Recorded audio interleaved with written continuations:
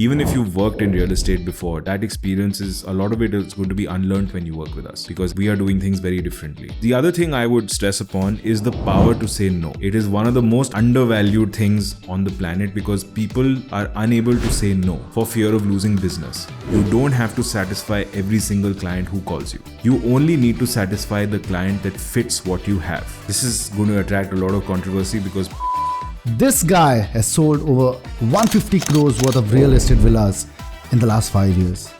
In the last 90 days, his content has touched over 1 million views. I have with me Prashant Kalra of the Penthouse boutique, who's building a unique real estate company that's leveraging the power of social media to educate and reach out to people for their real estate needs. Prashant, welcome to our show. Hey Entrepreneur How To. Today, we want to understand everything about how you build a business. In this next 20 to 30 minutes, it's going to be a guide on how to build a real estate business, whether you're in Goa, whether you are in any part of the world.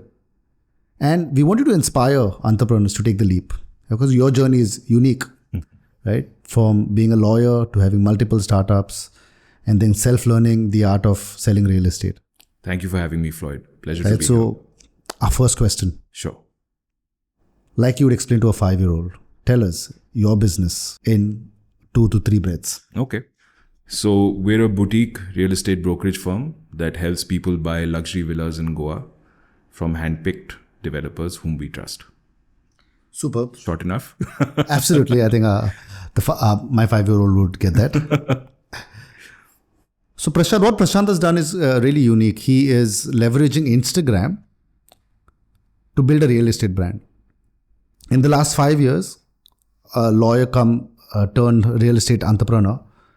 He has carved a unique space in the premium villas, right? So he's understood the importance of building a brand. So tell us, what is your secret sauce to building the Penthouse boutique brand? I think for us, it started from a desperate situation of my daughter having breathing issues, and like many parents in Delhi can relate, I'm sure. We just needed to find a way to escape. So I didn't have a real estate background. And for that reason, I didn't know typically how real estate was supposed to be done.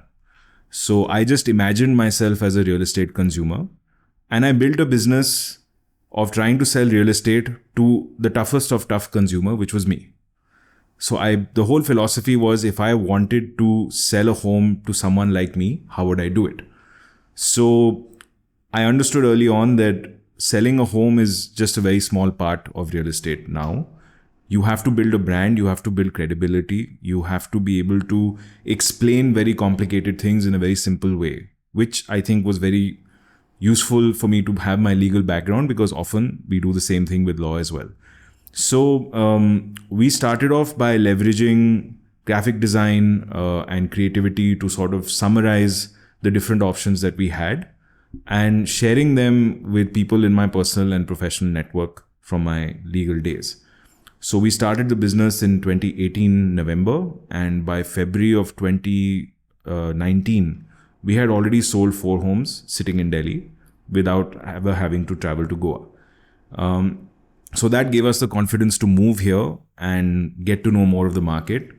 And then we just started putting out content on social media, trying to sort of build a following and understand how things work. Now, an interesting fact is when we came to Goa in February of 2019, TPB Realty, which is our Instagram handle, had 55 followers.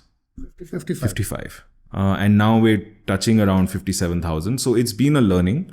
I'm not saying we are the most popular social media brand out there, but our strategy has been to educate, to empower, and not to always just sell. We've also tried to help people be better informed so that when we try and sell, they understand where we're coming from and what we're doing. So I think that has really combined to form some sort of a no longer secret sauce that we try and educate people, we try and empower them so that when something is shown to them, they are able to understand what's what and whether it's the right fit for them. Because a lot of people come to Goa without any basic understanding of what things cost or how real estate works. So after watching our videos, when they come to us, they say, okay, fine, we've understood the basics. We've seen this video, we've seen that video. So now tell us this house, How do we go about it? So it helps, people find us to be a little bit more trustworthy, and people also find that we're not listing everything. We're selective about what we do and how we go about it. So you spoke about videos going viral. Yeah. Right? Everyone says Instagram is all about going viral. And you've done it a couple of times, if not more. I want to understand one thing, right? In the field of brand and marketing, they say use social media to create awareness, not to sell. But in this case, you have sold 150 crores worth of property, right? Through the power of content and through the power of Instagram. Give us an example when a video has gone viral and tell us how that has impacted, say, the number of queries that you've got. Right? Because we want people to believe in content. That's, So I go back to around 2021 when we had maybe 25,000 followers, or was it 2022? I can't remember exactly, but somewhere in the early days, we had about 25,000 followers, and we posted a video of a home, not really expecting much from it. It was just like a, coin toss. And I went to sleep with 25,000 followers and an average query volume of 4 to 6 a day. When I woke up, our following had jumped about 10,000 and our query volume had gone from 5 to 50. 10x jump in query volume just from one video.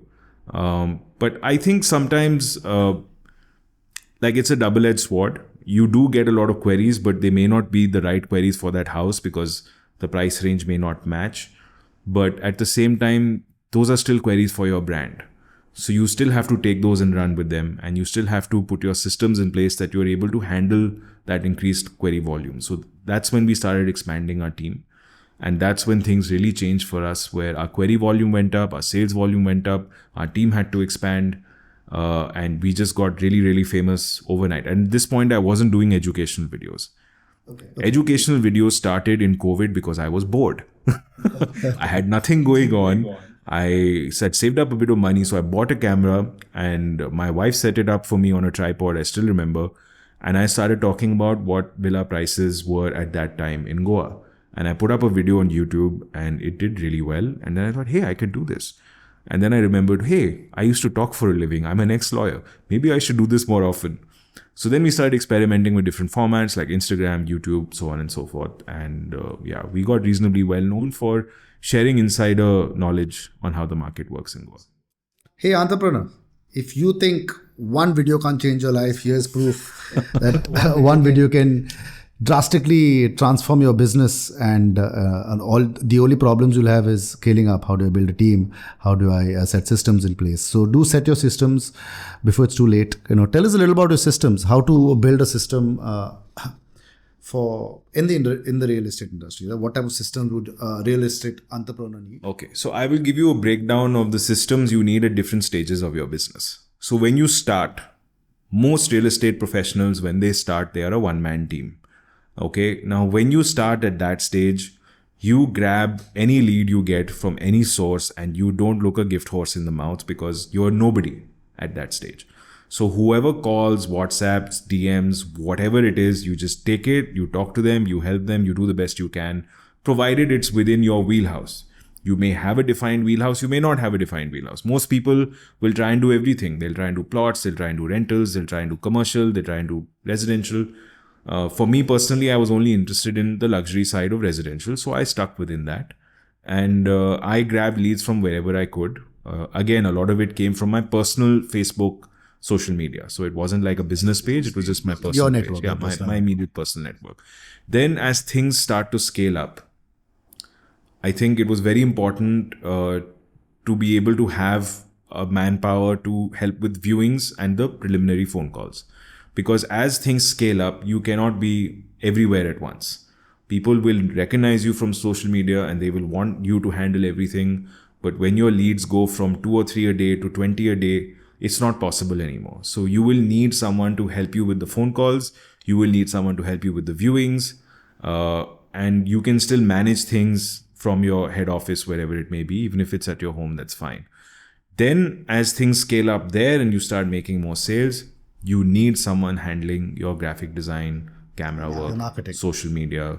Yeah, you can't scale up your business online. You can't build that brand presence until you have this sorted. You could do it on your own up to a point. Like I did for the first 2 or 3 years, I did it completely by myself.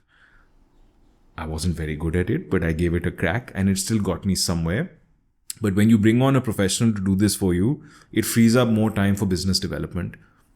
It frees up more time to invest in your brand presence. So it could be a website, it could be educational videos, it could be showing listings on social media, it could be anything. But basically your time should be used more towards building the brand and making sure the phone rings. But when the phone rings, you need to have a separate team of people to handle what happens there. So great insight. Hey entrepreneurs, if you love the insight that Prashant is giving, do not forget to subscribe, follow. Coming back to our discussion, we spoke about a team, right? Your team getting it done. Yeah. Can you tell us your mantra to hiring and what is your team like? So our first hire is someone who isn't with us anymore because he moved on after 2 years to do something on his own.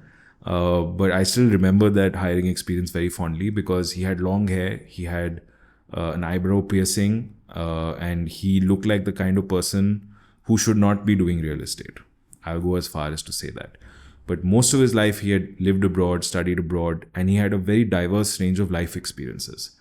And I told myself and my wife that, we didn't have a real estate background and we still managed to get somewhere at that time, right? So our first hire was somewhere in 2021.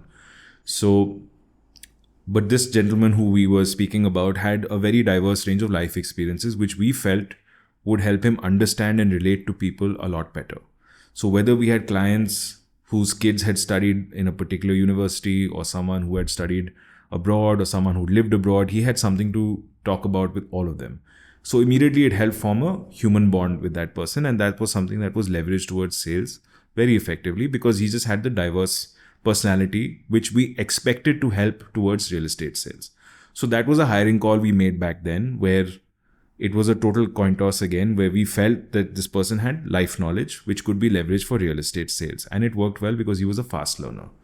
But since then, we've now started, because of the brand growth and things like that, we're trying to find more and more people who have knowledge and understanding from the real estate space, even though it's not a prerequisite. We're happy to teach, we're happy to educate, and that takes us through our training process, etc. But right now, our team is a mix of people with real estate experience and people who have basically undergone a 2-month crash course with us and now got real estate experience, and so on and so forth. So it's not a rigid format. It really depends on the vibe we get when we meet someone, if we feel they're going to be hardworking, diligent, and ethical, more importantly, trustworthy. So that's how I realize I've not really answered your question in a systematic way. But I think that's hiring is not always systematic, That's one question I always ask, because hiring is something that entrepreneurs need to at some point in time, scale up. But so hiring mantra, number one is don't judge a book by its cover, but by its experiences. And feel the vibe. Yeah, life experience matters a lot more than academic experience or just working in a bunch of different jobs, which in any case are not going to be the same as us. Because even if you've worked in real estate before, that experience is, a lot of it is going to be unlearned when you work with us. Because everyone else is doing things a certain way. We are doing things very differently. So for example, before anyone answers a call from a client, they go through 1.5 months of training. We have a mock call training system. My wife, please remember, communications trainer. She used to train trainers on training call centers. So the trainers that would train in call centers, she was training them. So she's sitting there and giving you drills and giving you mock calls and grueling experiences of an easy client, a difficult client, because we've been through this now for 5 years. So you have to handle all of those. There are written tests that we give our people so that they know the inventory backwards. They have to go to the site, every single thing in our inventory, they have to physically go and see it. It's like when you have a restaurant, right? Like you want the waiters to try everything on the menu so that when a guest asks, is this spicy? Is this like that? Is that salty? The waiter knows. That's how you know it's a good restaurant, because the waiters tasted all the food. So we have the same concept in our brokerage system where anyone who is talking to a client has to have seen everything in our inventory personally and undergone a 1.5 month grueling training process of mock calls, written tests, everything. That's a first. For a real estate company, I have not heard of a 1.5 month training, because it's you join today or there's a site here. Why don't you visit your site? So Like I said, I don't know how real estate was run because I never worked with a real estate firm. I just knew that if I was... New perspective. I had zero perspective, Floyd. So I had to just do it the way it made sense to me. So in my head, I started from zero and I just completely built the business the way it made sense to me as a consumer. Because if I call a real estate firm and they tell me this is the thing, I want to know what's in front of the plot, what's in the back of the plot, what's in the side of the plot, what's the construction stage, who's the builder, what's his credibility, when am I going to get it, what's the architecture, look and feel. I need to know all this, right, if I'm a consumer. So why should your realtor not know? A realtor must know these things, right? How is he going to know if he's not been trained? And especially, let me speak to the owner and get back to you. That doesn't happen with us. We know everything front and back. Otherwise, we don't let that person handle a call. So that's a lot of learnings from today on how we, throughout the stage of our business, can set up systems, as simple systems. The importance of training sometimes is not looked upon. No. Right? Because people think, okay, jump in the pool and start swimming. Yeah. And lastly, the importance of building a brand, right? And when I mean brand, not advertising, just about educating people on the right things, building a relationship, having the right connects with your team, with your developers, with the whole ecosystem. I think having a delightful experience with the whole ecosystem is what a brand is in your case. Yeah. So a lot of, I come across a lot of people coming into a state and saying, okay, I want to start up a real estate business. Okay, I think it's ripe time in the interview to ask you, can you give us a 2 to 3 minute crash course on what should be the do's and the don'ts on starting a real estate? You are a real estate entrepreneur, right? So 2 to 3 minute crash course on what to do and what not to do. So one question though, are we talking about realtors? Are we talking about developers? Because the crash course is different. Let's start with realtors and then move to developers. So I think for realtors, the first thing you need to do is, like I said, you need to understand that selling real estate is more than just selling houses. You need to have that brand worthiness and trustworthiness for someone to call you in the first place. So invest in your brand name, invest in your website, invest in your emails. You don't want to have something so-and-so at gmail.com. People immediately write you off. Okay. You think it doesn't matter. Believe me, it does. So if you have a domain name and you have a domain linked email, a website, people immediately take you a bit more seriously because you took your business seriously. Okay. Before anyone can take you seriously, you have to take yourself seriously. Okay. The second thing is, you don't need to have everything under the sun. You need to have 4 or 5 listings with you, which you know backwards. It doesn't have to be covering the whole spectrum. You don't have to satisfy every single client who calls you. You only need to satisfy the client that fits what you have. Because if you can do that, you will convert a lot more and you will convert a lot faster. When I started my business, I had 4 listings in my portfolio, but I sold all 4. Because that was what I knew, right? So I didn't want to take on things which I wasn't sure about. I wanted to only take on things where I had studied the floor plan. I knew what was in front. I knew what was in back. I knew everything about that project before I spoke to a client about it. So that's how you can convince people that you know your stuff and that the project you're selling is something that is real. Okay. The other thing I would stress upon is the power to say no. It is one of the most undervalued things on the planet because people are unable to say no for fear of losing business. And once you start getting steam, I'll give you an example. The standard commission in Goa is 2% plus tax. It's across the board. Everyone charges it. When you start your business, you may have to compromise on this at the early stages to undercut the big guys. Fine, doesn't matter. But the problem there is that eventually it sets off a practice where other people will say he gave us 1%. So he did it for us at 1%. So you tell him that he gave it to us at 1%. So everyone should do it at 1%. Set your rules from the get-go. Whether business comes or doesn't come, have your guidelines of business you will do and business you will not do. Terms you will accept and terms you will not accept. Because that's the only way your business will be sustainable. If you compromise on everything at the get-go and you just grab whatever comes your way, nobody will take you seriously. So the power to say no is a very, very important thing that you should exercise judiciously, but it should be there in your pocket and you should use it. We have walked away from transactions even now. And I won't even talk about the valuations of deals we walked away with, where the client was unethical or the developer was doing something that we didn't agree with. The deal was done and we walked away from it. And I have zero regrets about stuff like this, Floyd, because the developer remembers that I walked away from a paycheck of XYZ because it didn't agree with my ethics. That developer and I are very good friends today. We may not work together, but he has respect for who we are and what we do. This is how you build a brand sometimes, like the ability to walk away from things that don't fit within what you want to do. So yeah, I would say definitely invest in yourself, invest in your brand. Definitely know your inventory thoroughly, and definitely have the power to say no. And the fourth thing, invest in skills. You don't always need to hire someone to have the skills that you need for your business. YouTube makes it very easy. You can spend 1 hour a day on different websites, learning different skills, graphic design, video editing, photography, camera work. You have to be that one-man army in the initial stages of your real estate business. And I'm sure it's no different for any other business. Every entrepreneur starts as a one-man army. Army. One-person army. And that's all it takes. So these are my 4 pointers that you should definitely stick to. Every real estate agent, I think, should be watching this video, your 2 to 3 minute crash course on how to build a sustainable business. Yeah. Right? I think that's the key word over here. You spoke about specific is terrific, right? So a lot of entrepreneurs, real estate entrepreneurs, when they start up, they're selling everything. Yeah. Right. However, you have been very particular in selecting your audience. Yeah. Villas, luxury villas above 5 crores. Yeah. For you so above 5 crores, you have a particular audience. So I want you to go into the specific is terrific and why knowing your target audience and knowing and identifying your target audience is a crucial aspect for business success. Okay, so to begin with, you choose your audience largely based on the business model that makes sense for you. So I chose my audience based on my goal from this real estate business, which initially was simply to sustain my lifestyle. Okay, so I wanted to earn X amount of money because I was spending X amount of money a year, and I realized that apartments were never going to cut it for me. So I understood that villas was the basic that I needed to do, and I built the whole business facing that.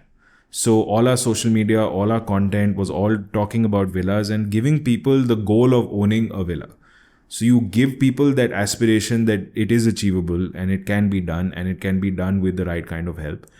And you start working on that journey, and slowly and steadily you become known for that kind of business. So people still will occasionally, who don't know about us, contact us for apartments. We say no.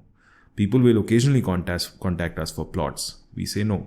People will contact us for holiday rentals. We say no. It goes back to my earlier talk about the ability to say no. Absolutely. Because respectfully, it's not how we've built our team. It's not how we've created our business. So we're not interested in doing that kind of business. So now people go back and say, okay, fine. If you're looking for apartments, don't call these guys. But those same guys who are looking for apartments sometimes have a cousin or a relative looking for a villa. They send that business to us because they know by now that we are specifically dealing in one sector, which we seem to know better than anyone else. What about the temptations, right? If there's a big developer, I have got 300 apartments to sell. We said no. That happened recently. There's a mega project coming up in the south. I don't agree with mega projects in Goa, first of all. Now, this is going to attract a lot of controversy because people think that realtors are responsible for all the degradation of Goa. I think to some extent you can blame us, but I think the problem starts elsewhere. But I can speak for us. Mega projects are a no-go zone.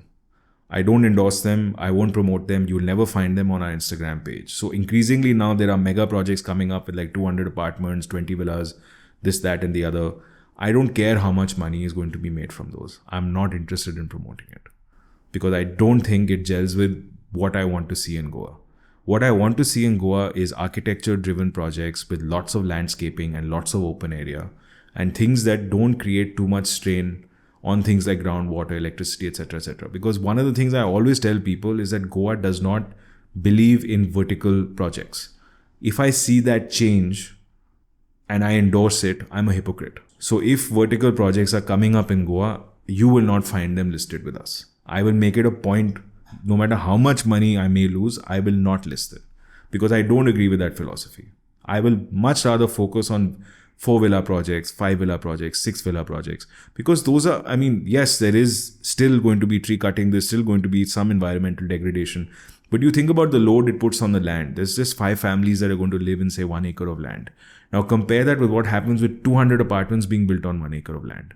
And think about the load it puts on the land. I don't agree with it, so I won't endorse. That's an interesting part of the podcast. I think we can have a longer chat on that. Yeah. So I think we've missed out one on the crash course for developers. Now we just spoke about developers and mega projects. So if you are starting up as a developer in Goa, right? Yeah. Your crash course to being successful in the developer space. So one thing I would say is sometimes people buy land and they sit on it for 4-5 years. And I'm speaking of people who are not from Goa. And they get in touch with us saying that they want to build. And they don't even remember the name of the village where they bought the land. I'll be very honest. We do have tough names. So, I mean, but yeah, I've also had a developer ask me what is Asagaon. So then at that point, you know, it should ring alarm bells, right? If at this stage people are asking that question. But anyway, the point is, if you're a developer, the first thing you want to think of is not just the land that you have. You want to think of the projects that you're going to come up with after your first project. Do you want to be known for a certain kind of home? Do you want to be known for a certain kind of style? So that's something that other developers in Goa have done very well. They have built homes of a certain style and architecture, and when you look at those homes, you know it's them. You don't even have to ask anyone. You just know it's them, right?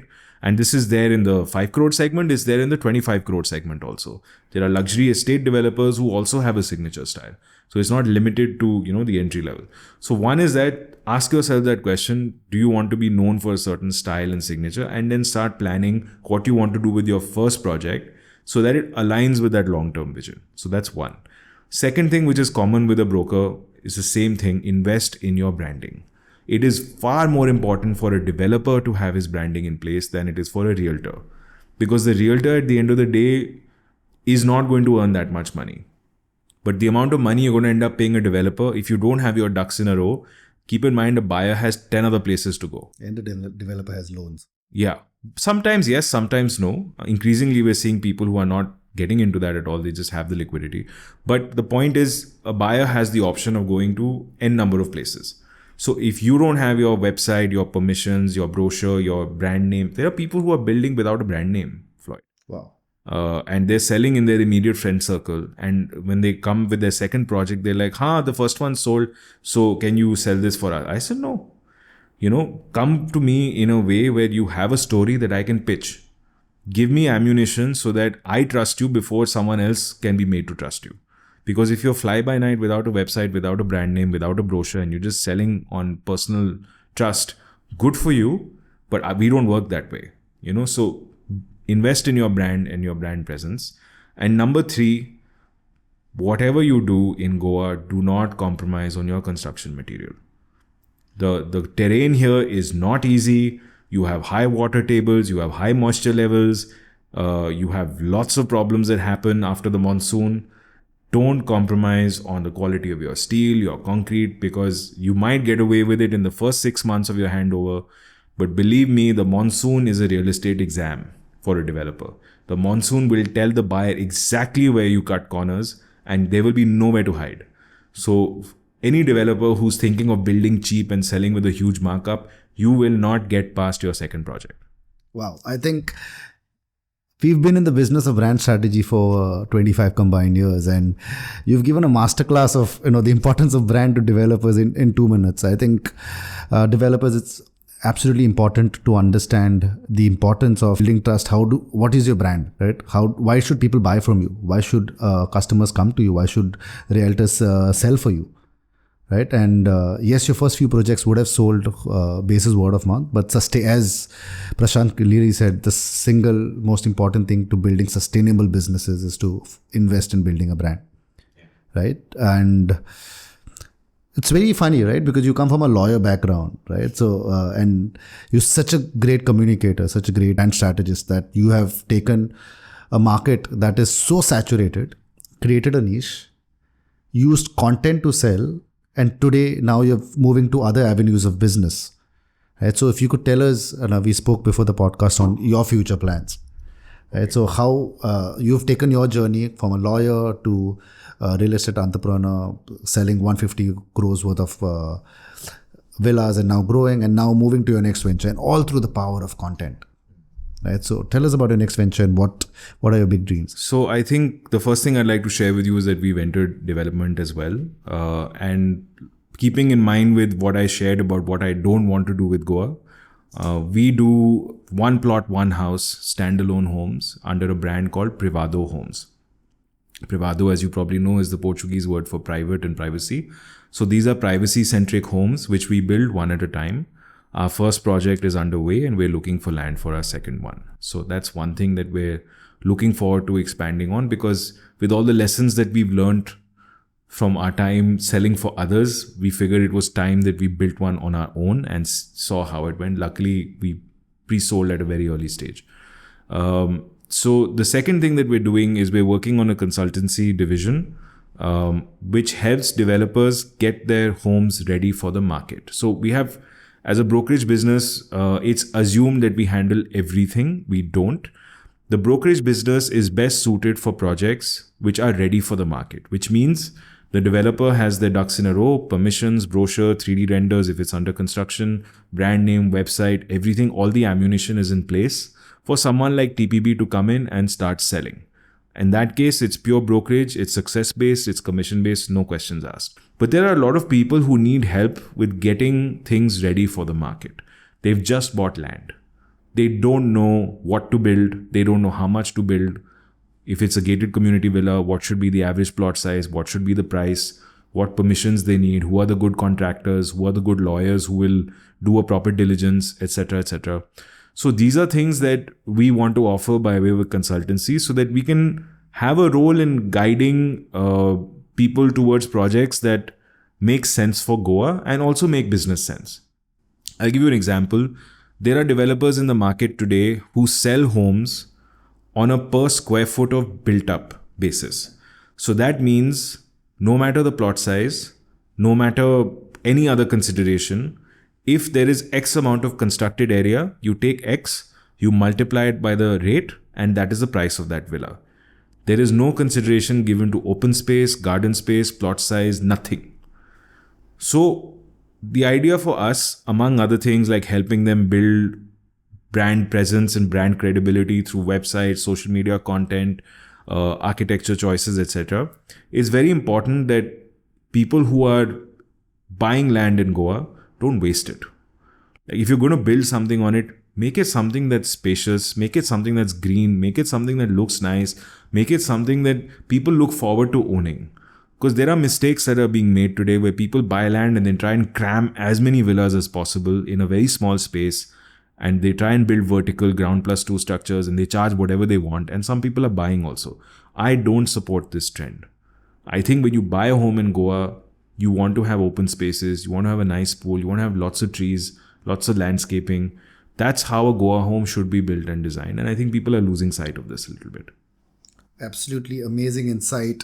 If you are connected even in the smallest way to the real estate business, there's so much to learn from this podcast, right? How to start your real estate business, how to scale your real estate business, how to build a team, how to never settle, how to build your brand, right? So this 30-minute masterclass by Prashant is a must watch. Please, if you like the content, which I know you definitely do, please follow, subscribe. We are in the business of brand strategy, and we would love to hear from inspiring entrepreneurs like Prashant on what are their strategies on building business. And today, he's given us a crash course on real estate brand strategy. So thank you, Prashant, for coming onto our podcast. Hey, Entrepreneur How To. Thank you, everyone, and stay tuned.